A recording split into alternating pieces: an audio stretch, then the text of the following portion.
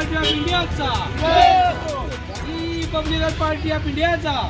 सोनम वांगचुक आगे बढ़ो, हम तुम्हारे साथ हैं। सोनम वांगचुक आगे बढ़ो, हम तुम्हारे साथ हैं।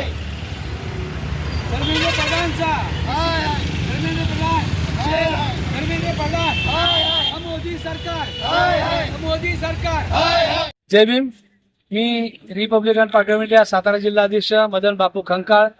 आज आम्ही आंदोलन करत आहोत।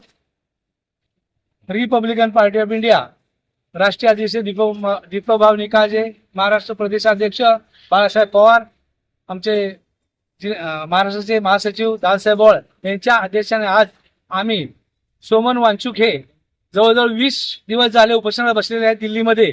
आणि असे एक नंबर घाणेरडं सरकार जी उपोषणाला बसलेली 6 विद्यार्थी आणि सोमन वांगचुक जवळजवळ त्यांची परिस्थिती एकदम वाईट आहे। आणि अशा परिस्थितीत सरकारचा एक बी माणूस, गव्हर्नमेंटचा म्हणजे जो मोदी सरकारचा माणूस आहे, एक बी माणूस गेला नाही आणि त्यांची विचारपूस केली नाही। अशा सरकारचा आम्ही निषेध करत आहोत। असं सरकार खरोखर नालायक सरकार आहे। असल्या सरकारचं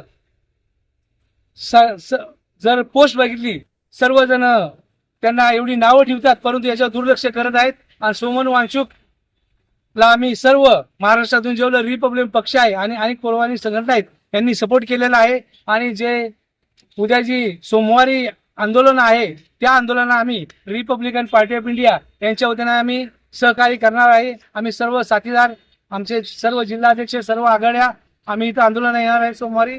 आणि जर यांच्यावर काही पर्याय केला नाही तर अजून आम्ही तीव्र निषेधाचं आंदोलन करूया। माझ्याबरोबर साताराच्या महिला अध्यक्ष दामिनी निंबाळकर, शहराध्यक्ष शाहरुख शेख, सलीम बागवान, तसेच पूजा साळुंके, मनीषा सोनावणे आणि मुंबईहून आले आमचे संतोष भालेराव, हे सगळे आमचे सहकारी आहेत।